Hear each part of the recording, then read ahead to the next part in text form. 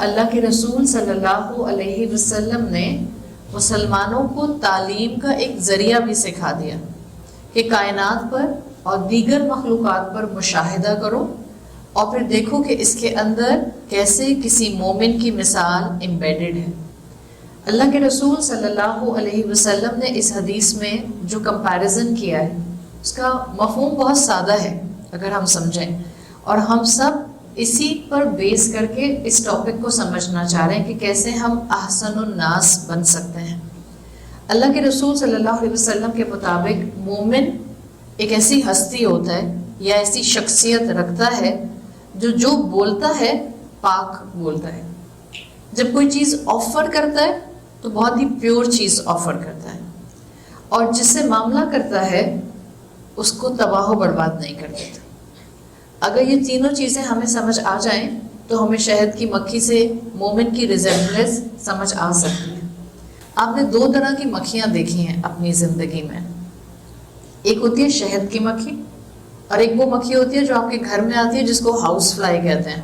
یہ جو شہد کی مکھی ہوتی ہے اس کی مثال اللہ کے رسول صلی اللہ علیہ وسلم نے مومن کے ساتھ دی ہے کہ مومن شہد کی مکھی کی طرح ہوتا ہے۔ کیوں؟ شہد کی مکھی کی ایک خوبی بہت واضح ہے، وہ یہ کہ یہ پھولوں سے نیکٹر اکٹھا کرتی ہے، پھولوں کا رس اکٹھا کرتی ہے، اور پھولوں کا رس بھی جب اکٹھا کرتی ہے، جب آپ نے سائنس کے حوالے سے شہد کی مکھی کو پڑھا ہوگا، یہ اسپیسیفک کیٹیگری کا پھول ہی سلیکٹ کرتی ہے جب اس نے جا کر اپنا یہ نیکٹر شہد کی شکل میں بنانا ہوتا ہے۔ اب تو الحمدللہ اتنی ڈاکیومنٹریز آ گئی ہیں، اتنے لوگ کمپیریزن کے اندر قرآن کی آیات سورۃ النحل سے ڈیفائن کرتے ہیں کہ آپ کو شہد کی مکھی کے بارے میں کافی handy information I am sure ہوگی۔ مختصر یہ کہ شہد کی مکھی، اگر ہم بہت ڈیٹیل میں نہ بھی جائیں، شہد کی مکھی کبھی کبھی میلوں سفر کرتی ہے صرف اور صرف ایک اسپیسیفک پھول سے رس لینے کے لیے۔ شہد کی مکھی صرف اور صرف پھولوں کی اچھی چیز یعنی ان کا رس، ان کا نیکٹر لیتی ہے۔ اگر شہد کی مکھی کو یہ پتہ چل جائے کہ وہ جہاں غلطی سے کسی پھول سے نیکٹر لے آئی ہے، رس لے آئی ہے، اور جو اس نے آ کر اپنے ہنی کامب میں چھتے میں ڈپازٹ کیا ہے وہ زہریلا تھا، تو وہ اپنا پورا ہنی کامب چھتا ویسٹ کر دیتی ہے۔ یہ آپ کو سب ہنی بی کے بارے میں انفارمیشن مل جاتی ہے۔ شہد کی مکھی کا معاملہ کیا ہے؟ ہر پھول کی صرف اور صرف اچھی چیز پر فوکس کرنا۔ مثال کے طور پر آپ کو ہنی بی کبھی بھی کانٹے پہ بیٹھی ہوئی نظر نہیں آئے گی۔ پھول کے کانٹے ہوتے ہیں، ہنی بی آپ کو کبھی بھی ہارڈلی پتوں پہ بیٹھی ہوئی نظر نہیں آئے گی، تنے پہ بیٹھی ہوئی نظر نہیں آئے گی، مٹی پہ بیٹھی ہوئی نظر نہیں آئے گی۔ آپ کو جو روٹس اس کی کبھی کبھی پودوں کی باہر آ رہی ہوتی ہیں زمین سے، اس پہ بیٹھی ہوئی بھی نظر نہیں آئے گی۔ اگر آپ کو ہنی بی ملے گی وہ گھومتی رہے گی اور بیٹھے گی، لینڈ کرے گی صرف اس پیٹل کے اوپر جہاں سے وہ رس چوس سکتی ہے۔ اس کا سارا فوکس ایک اچھا رس، ایک اچھا نیکٹر لینے پر ہوتا ہے، چاہے اس کے لیے اس کو کئی میل سفر کرنا پڑے۔ اللہ کے رسول صلی اللہ علیہ وسلم آپ کو اور مجھے اس مثال سے یہ بتانا چاہ رہے ہیں ہمیں بھی یہ مائنڈ سیٹ اڈاپٹ کرنا ہے۔ سمپل مائنڈ سیٹ، لوگوں کی، انسانوں کی اچھائیوں پر فوکس کرنا شروع کرنا۔ آسان کام ہے یا مشکل کام ہے؟ نہایت مشکل کام ہے۔ آسان کام کیا ہے؟ لوگوں کی برائیوں پر فوکس کرنا، اس لیے کہ برائیاں پرومیننٹ ہو جاتی ہیں تو بہت آسانی سے نظر آتی ہیں۔ رسول اللہ صلی اللہ علیہ وسلم کی اس حدیث کے مطابق دو کام ہمیں کرنے چاہیے۔ سمپل کیا؟ ایک، لوگوں کی اچھائیوں پر فوکس کریں، دو، ان کی برائیوں کو عقل مندی اور اللہ سے دعا مانگ کر ڈیل کریں۔ اگنور کرنے کی بات نہیں ہے، اس کو سمجھیں۔ جو شہد کی مکھی ہوتی ہے اس کو معلوم ہوتا ہے کہ ایک پودے کے اندر کانٹے بھی ہو سکتے ہیں، تو وہ ڈیل کرتی ہے اس سچویشن کو اور کانٹوں پر جا کر نہیں بیٹھتی ہے۔ یہی چیز اللہ کے رسول صلی اللہ علیہ وسلم سکھانا چاہ رہے ہیں۔ لوگوں کی اچھائیوں پر، ان کی پازیٹیوٹی پر، ان کی خوبیوں پر بار بار کوشش کر کے اپنی نگاہ لے کر جائیے، اور ان کی برائیوں کو حکمت کے ساتھ رب سے مدد مانگ کر ڈیل کرنا سیکھیں. اگر یہ کوالٹی آپ میں آ جائے گی انشاءاللہ آپ کے اندر ہنی بی والی اچھی پارٹ کی کوالٹیز ڈیولپ ہونا شروع ہو جائیں. یہ تو شہد کی مکھی ہے. اس کے مقابلے میں جو ہاؤس فلائی ہوتی ہے جس کو آپ عام مکھی کہتے ہیں وہ کہاں بیٹھتی ہے؟ گندگی پر، ٹریش پر، گاربیج پر، کچرے پر. آپ کتنے پھول رکھ دیں، کبھی غور کیجیے گا، جس کو ہاؤس فلائی کہتے ہیں. آپ کتنے بھی آس پاس پھول رکھتے ہیں، ہاؤس فلائی پھولوں پر نہیں بیٹھے گی، پھولوں کے بھی اس حصے پہ بیٹھے گی جو گل سڑ رہا ہوگا. آپ کا پورا جسم ہوگا، اگر آپ کی سکن کا بہت سا حصہ ایکسپوزڈ لیکن اس میں سے ایک چھوٹا سا زخم ہے، وہ ہاؤس فلائی کہاں کے بیٹھتی ہے؟ اسی زخم کے اوپر. آپ کے کچن میں، کچن بڑا سا ہے آپ کا، لیکن آپ کے کچن میں جہاں پر کچرا ہے وہ ہاؤس فلائی کہاں جا کر بیٹھتی ہے؟ اسی کچرے کے اوپر.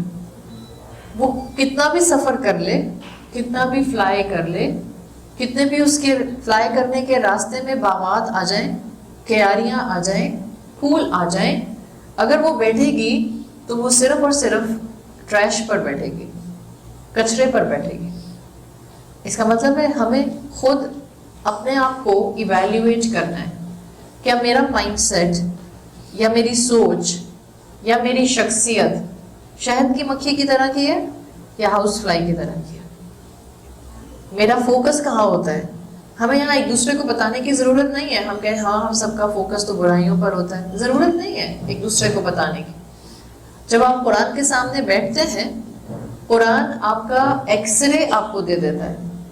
ایک تو ہوتا ہے نا آپ کہتے ہیں میں اپنے آپ کو جانتی ہوں، ہم سب کہتے ہیں ہم اپنے آپ کو جانتے ہیں، لیکن کیا آپ اپنے آپ کو مکمل جانتی ہیں؟ نہیں.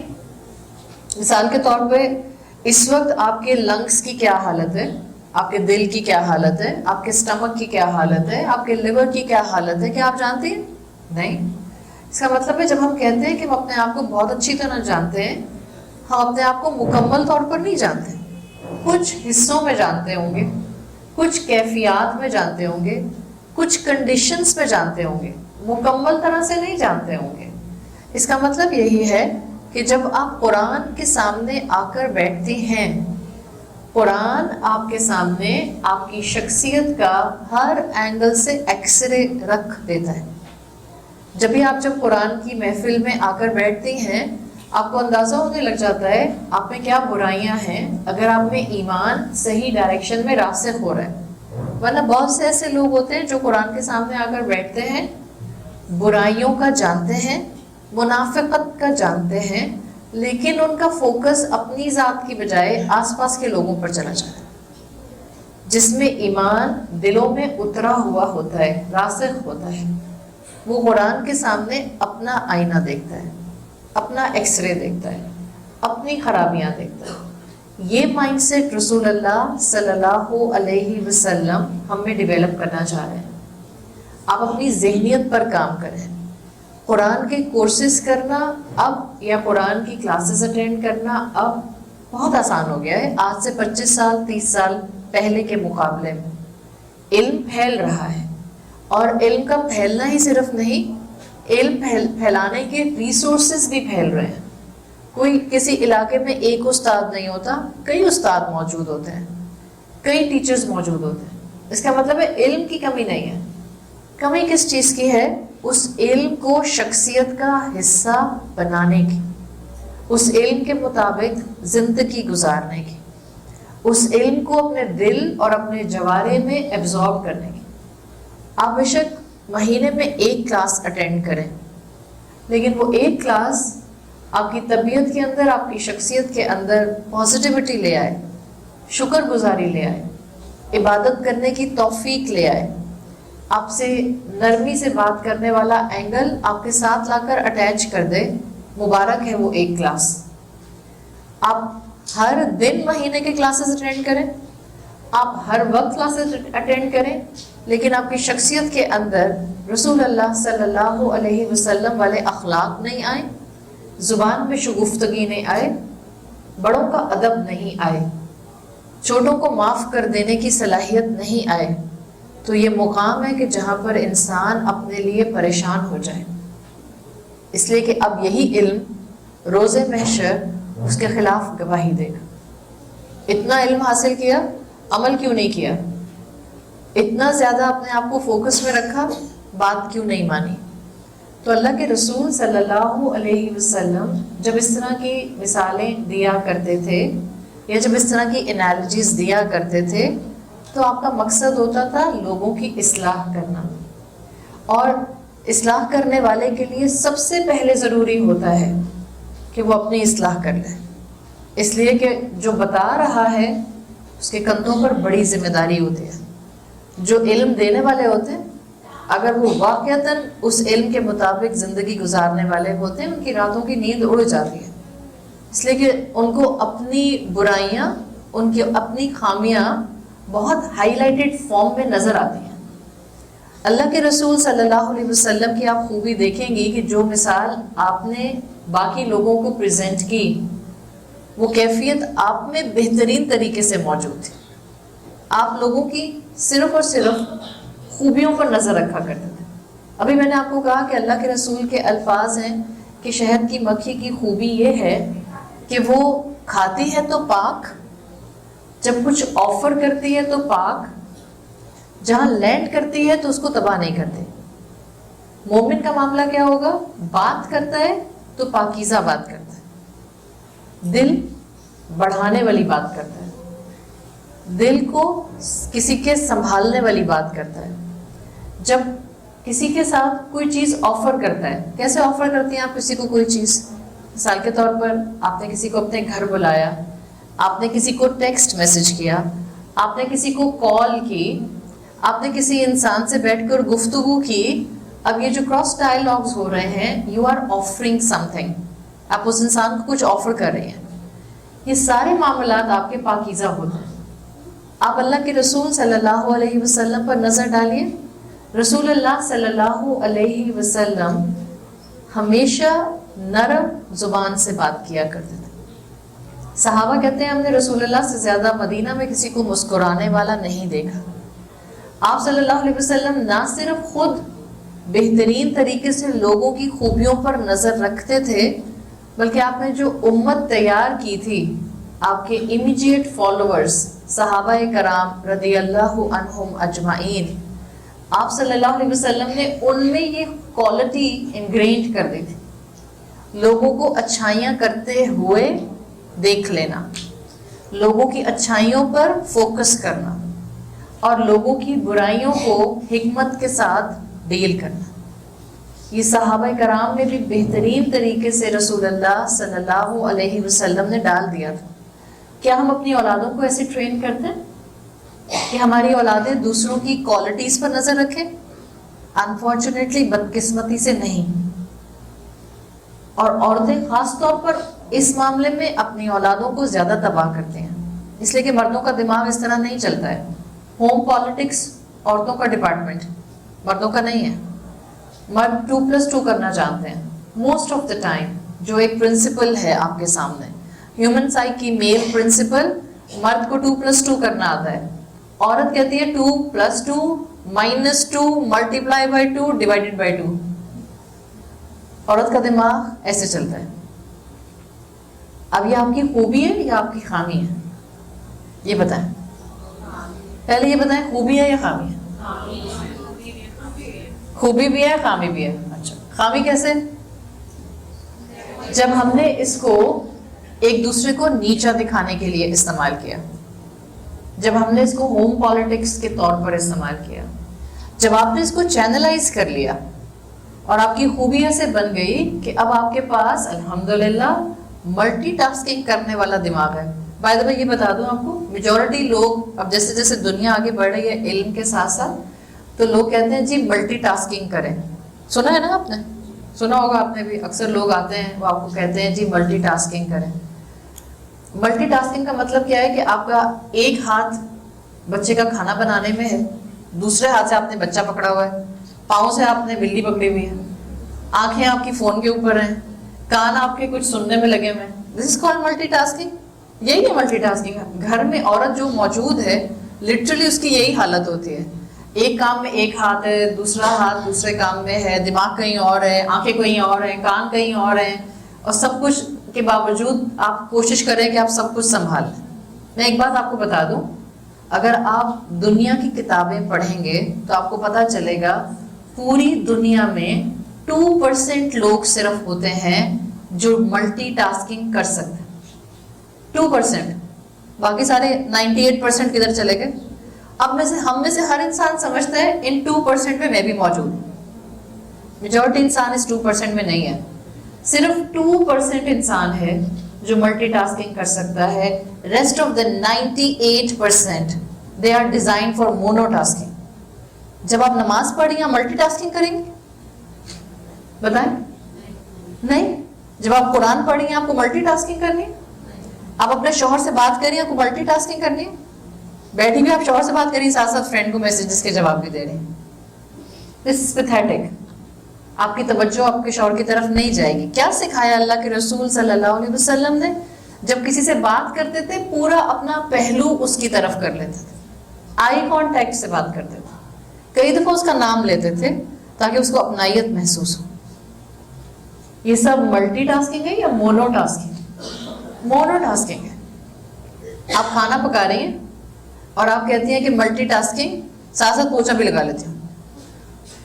ایک ہاتھ جاتا ہے چمچ چلانے میں، دوسرے ہاتھ کو دوسری تھوڑی دیر کے بعد آپ پوچھا لگانے میں استعمال کرتی ہیں. It is wise to do اور ناٹ؟ نہیں ہے نا، غلط کام ہے. تو یاد رکھیں کچھ جگہیں بہت معمولی سی ہوتی ہیں جہاں آپ ملٹی ٹاسکنگ کو ٹچ کر سکتے ہیں. مثال کے طور پر آپ گھر کا کام کر رہی ہیں اور آپ نے پیچھے تلاوت پلے کی ہوئی ہے تو آپ کا کان سن رہا ہے. کام آپ کا فوکس میں ہاتھ سے کیا جانے والا ایک ہی ہے. ذہن کو تیار کریں. جب میں گھر میں ہوں I have to be in my home. ذہنی طور پر مجھے کہیں باہر نہیں ہونا چاہیے. ہمارے بچے ذہنی طور پر ہمارے ساتھ نہیں ہوتے ہیں، بظاہر گھر میں ہوتے ہیں لیکن مینٹلی ڈیٹیچ ہوتے ہیں. شوہر ذہنی طور پر گھر پہ نہیں ہوتے ہیں، یا تو اپنے لیپ ٹاپ پہ بیٹھ کے آفس کا کام کر رہے ہیں یا موبائل فون میں لگے ہوئے ہیں. گھر میں 5 لوگ رہتے ہیں، پانچوں کے پانچوں ایک دوسرے سے ایموشنلی ڈیٹیچ ہوتے ہیں، اس لیے کہ پانچوں کے پانچوں اپنے فون پہ لگے ہوئے ہیں. اس کو ملٹی ٹاسکنگ کو آپ برکت والی چیز ایسی صورتحال میں نہیں کہہ سکتے ہیں. کچھ جگہوں پر ملٹی ٹاسکنگ چلے گی but it will not run my whole life. ورنہ میں صرف اور صرف اپنے رشتوں کو، اپنی زندگی کو، اپنی زندگی گزارنے کی کوالٹی کو کہیں نہ کہیں انڈرمائن کر جاؤں گی. تو رسول اللہ صلی اللہ علیہ وسلم نے اپنے صحابہ کو بہترین طریقے سے لوگوں کی کوالٹیز پر فوکس کرنا سکھایا. ان کو اس وقت پکڑ لو جب وہ کوئی اچھا کام کر رہے ہوں. ہم کب پکڑتے؟ جب وہ کوئی برا کام. ہم کیا کریں؟ اب اتفاق ہے ہم اسی وقت سامنے آ گئے. تو ایسے حسن اتفاق ہمیں ہی کیوں ہوتے ہیں؟ آپ جس چیز کی تلاش کرتے ہیں وہ چیز آپ کو مل جاتی ہے. آپ لوگوں کی برائیاں تلاش کریں 100% آپ کو لوگوں کی برائیاں ملیں گی. آپ لوگوں کی اچھائیاں تلاش کرنا شروع کریں 100% آپ کو لوگوں کی اچھائیاں ملیں گی. ہم جب دین پڑھنا شروع کرتے ہیں تو ہمارے ذہن میں ایک نوشن آتا ہے، اس لیے کہ ہم کم علم پر زیادہ پھدکنے والے لوگ ہیں. I'm sorry to say but this is our fact. ہمارے معاشرے کی اس وقت یہی شکل نظر آتی ہے، کم علم پر زیادہ شور مچانا. ہم نے ایک حدیث سن لی کہ اللہ کے رسول نے کہا ہے صلی اللہ علیہ وسلم، جس کا مفہوم آتا ہے کسی کے منہ پر اس کی تعریف نہ کرو، بہتر ہے اس سے کہ تم اس کے اوپر مٹی پھینک دو. سنی آپ نے؟ اس حدیث کو سننے کے بعد ہم نے کیا ڈیڈیوس کیا؟ اب ہم کسی کی تعریف نہیں کریں گے اس کے منہ پر. یہی ہم ڈیڈیوس کرتے ہیں، اس کے منہ پر اس کی تعریف نہیں کرو. اور زیادہ تر یہ فارمولا ہم کہاں لگاتے ہیں؟ گھر سے باہر ملنے والے لوگوں پر یا گھر سے اندر لوگوں پر؟ سارا دین ہم نے وہیں اپلائی کرنا ہے گھر کے اندر. ہم کہتے ہیں نہیں تعریف نہیں کر سکتی میں اپنی نند کی. اللہ کے رسول صلی اللہ علیہ وسلم نے کہا ہے کسی کے منہ پہ اس کی تعریف نہیں کرو. آپ کا علم ادھورا ہے. کئی ایسے واقعات موجود ہیں جہاں اللہ کے رسول صلی اللہ علیہ وسلم نے صحابہ کی تعریف ان کے منہ پر کی ہے. اگر ہمارے علم میں نہیں ہے تو ہماری کمی ہے. آپ صلی اللہ علیہ وسلم نے ایسا معاشرہ نہیں بنایا تھا جو روبوٹس کا معاشرہ تھا. آپ یہ بتائیں آپ بھی انسان ہیں. جب کوئی آپ کو کرٹیسائز کرتا ہے تو آپ ڈیفینسو ہو جاتے ہیں. جب کوئی آپ کو کرٹیسائز کرے گا آپ ڈیفینسو ہو جائیں گے. ہر انسان کا یہی معاملہ ہے. کوئی آپ کو کرٹیسائز کرے گا, آپ نے سارا دن محنت لگا کر قورمہ بنایا, آپ کی امی نے کہا نمک بڑا تیز ہے, بس اتنا جملہ بولا, آپ کو برا لگے گا؟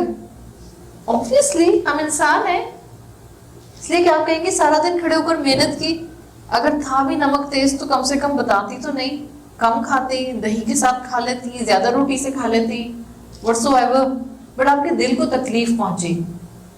اگر کسی کا کرٹیسزم مجھے تکلیف پہنچاتا ہے, اس کا مطلب ہے کہ مجھے دوسروں کو اصلاح کے لیے کرٹیسائز نہیں کرنا, اس لیے کہ یہ رسول اللہ صلی اللہ علیہ وسلم کا طریقہ نہیں تھا. آپ لوگوں کی اصلاح ان کو کرٹیسائز کر کے نہیں کرتے تھے. اچھا, ایک طرف آپ کو یہ فیکٹ پتہ چل گیا کہ آپ کرٹیسائز کرتی ہیں تو لوگ ڈیفینسو ہو جاتے ہیں. دوسری حقیقت یہ ہے کہ آپ جب لوگوں کی تعریف کرتی ہیں لوگ ویلکمنگ ہو جاتے ہیں. ایسا ہی ہے, چاہے آپ نے بالکل اچھا کھانا نہیں پکایا بٹ آپ کے شوہر نے کہا واہ بیگم آج تمہارے ہاتھ کے کھانے کا مزہ آ گیا, اچھا نہیں تھا بٹ انہوں نے آپ کی تعریف کی, پریز کر دی آپ کی, آپ خوش ہو جائیں گے. ویلکمنگ ایٹیٹیوڈ آپ کا کیا ہوگا؟ آپ کہیں گے کل بھی میں ہی کھانا بناتی ہوں, ساس سے کہتی ہوں آپ آرام کریں میں کھانا بناتی ہوں. بیکاز پریز, تعریف, ویلکمنگ ہوتی. یہی طریقہ ہے جس کو آپ حکمت بولتے ہیں. حکمت سے لوگوں کی برائیاں لوگوں تک پہنچانی ہوتی ہیں, حکمت سے. اور یہ حکمت ہم رسول اللہ صلی اللہ علیہ وسلم سے سیکھ سکتے ہیں. اس پوری کہانی کا مطلب جو یہاں تک میں نے سنائی, اس کا مطلب 1, لوگوں کی اچھائیوں پر فوکس کیجیے, ٹھیک.